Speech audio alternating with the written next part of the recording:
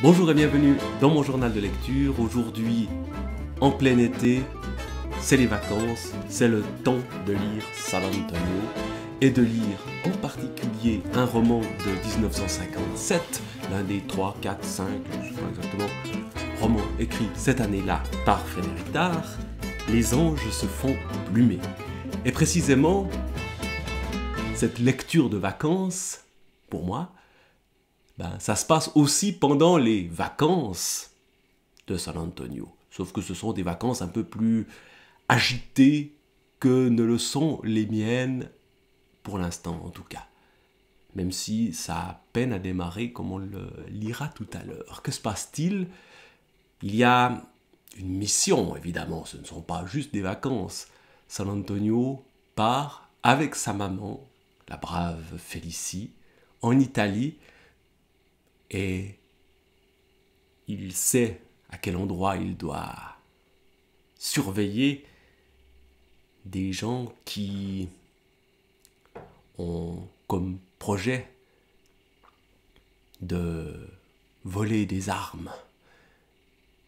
Et à partir de ce petit point de départ, empêcher que des armes arrivent dans les mains de terroristes, après qu'il y a eu un attentat ou un mort en tout cas dans un avion, bref, on envoie le meilleur policier de France en Italie et lui-même, au départ, il ne va pas trouver grand-chose. Il est dans un hôtel avec sa maman, comme je vous l'ai dit, pour avoir une sorte de couverture, et il observe un peu les gens qui sont autour de lui.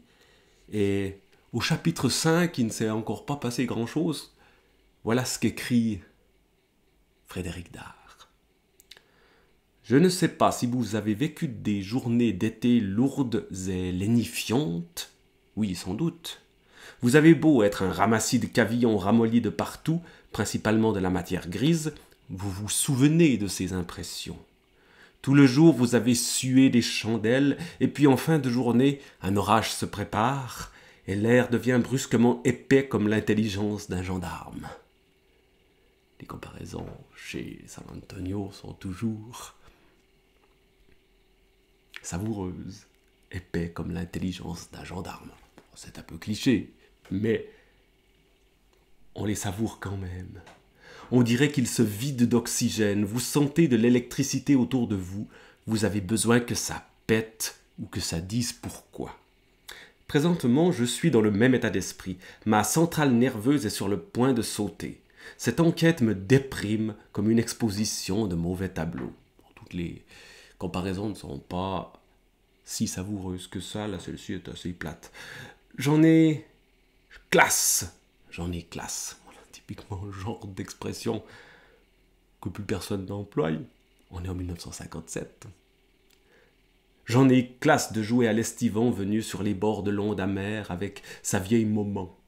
J'en ai ma claque de me répéter que nous sommes le 28 juillet, que la journée est achevée et que rien, vous m'entendez, bande de constipés de la feuille, rien ne s'est produit contre toute attente et contre tout espoir. Ah, quel métier, je vous jure! Il y a des moments où je me dis que si je possédais la vraie sagesse, je cloquerais ma démission au vieux. Avec nos éconocroques, j'achèterais un rade dans une banlieue verdoyante près de la Tasse, en cherchant un coin où le goujon ne serait pas trop rétif. Derrière le troquet, il y aurait un jardin avec des fraisiers. En fait d'effort, la culture de la fraise, c'est l'idéal, because les branches sont basses. Au rade, je placerai une jolie pépée avec un beau sourire et du téton, manière d'amorcer le cli et de le faire passer à la carmouille. La nuit, je lui raconterai les aventures de Popov. Bon, évidemment, ça tourne très vite au scabreux chez notre ami San Antonio. D'ailleurs, il ne s'est rien passé, mais il a quand même croisé une nana dans cet hôtel. Mais son enquête démarre très lentement. Mais comme toujours chez San Antonio, tout d'un coup, ça accélère. Et alors là, ça n'arrête plus. Il y a des gens qui vont l'estourbir et il va évidemment se sortir des pires histoires. On va le balancer du haut du 6e étage, et il va par miracle en ressortir indemne, et ensuite celui qui l'a balancé, évidemment, lui, ça finira moins bien pour lui. Bref, des aventures à la San Antonio comme on les aime, où tout d'un coup ça s'accélère. D'ailleurs, quelques pages à peine après ce que je viens de vous lire, où notre pauvre San Antonio s'ennuie comme un rat mort.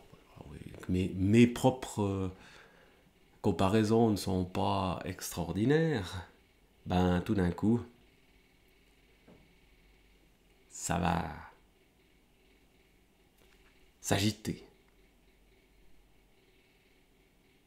Je cogne encore sur le pauvre visage informe du gars Dixon. La sueur plaque mes crins sur ma tempe. Tu vas parler, dit fumelard. Tu vas te foutre à table avant que je t'ai transformé en ratatouille niçoise. Mais tout ce que je récolte entre deux gémissements, c'est une insulte bien sentie. Dixon me dit combien il déplore que ma mère m'ait mise au monde. Il suggère qu'une impécuniosité chronique avait privé ma dabuche d'une installation sanitaire. Évidemment, on a un vocabulaire qui peut paraître tout à fait technique, mais qui ne l'est pas tant que ça si on réfléchit sur la vraie insulte. Vous voyez à peu près la jactance. Je m'arrête de le tabasser, décidément je n'en tirerai rien. Comme je m'essuie le front d'un revers de manche, je perçois une espèce de déchirure, puis aussitôt un trait de feu me zèbre l'avant-bras. Je bondis. Cette carne de Dixon avait un rasoir dans sa poche. Il est parvenu à le récupérer, et il s'en est servi pour éventrer son sac et me bondir sur le lardeus à la première occasion. Nature, je me croyais peinard. Avec sa pomme, vu sa position de saucisson en croûte, il ne faut jamais perdre de vue un adversaire.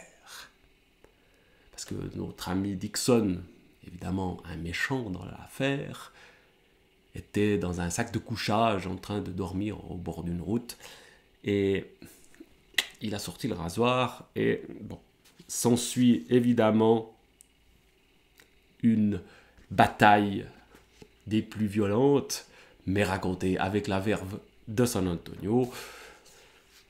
C'est évidemment San Antonio qui s'en sort le mieux, et notre pauvre type dans son sac de couchage, ça va moyennement bien se terminer pour lui. San Antonio court après les méchants, il se rend de l'Italie en Suisse, et je ne peux m'empêcher de lire un passage sur les palaces suisses, palace de Montreux. Mordez le bat établissement, de la crèche pour Rupinos. Les zouaves qui débarquent séants n'ont pas leur compte en banque gonflée au gaz de ville. Je vous en fiche mon billet. Il y a un hall dans lequel on pourrait conclure la rencontre Suisse-Hongrie de football, des tapis épais comme des bottins, de gigantesques plantes vertes qui valent une fortune sous notre latitude et pas un maravédis sous d'autres, des larbins en uniforme de grand amiral suisse, des touristes avec de gros bides nourris au caviar, des péteuses platinées dont un seul regard suffit pour faire la fortune des marchands de boutons du coin, sans parler des lustres qui ne tiendraient pas à Saint-Pierre de Rome, et des fauteuils tellement profonds qu'une équipe de spéléologues pourrait y disparaître à jamais. Bref, vous voyez un peu le genre du pourquoi du chose.